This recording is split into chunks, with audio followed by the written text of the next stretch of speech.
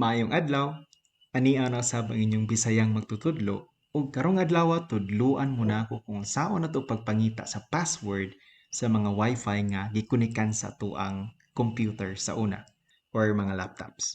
So, pinakuna nimong buhaton is mag-open ta og command prompt, type na to diri CMD.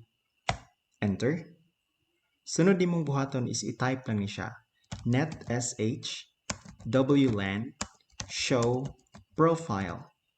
So kani siya, this is network shell wireless local area network show profile aron makita nato tong mga pangalan sa mga Wi-Fi nga atong gikunikan sa una. Ay mo lang ni siyang i-press ang enter sa imong keyboard. Karon mo ni siya ang mga gikunikan sa akuang computer. So mamili ko diri kung dapita akong gustong pangitaon nga password. For example, gusto na ko ni si bookworm. Akong buhaton is i-type lang nako diri netsh wlan show profile.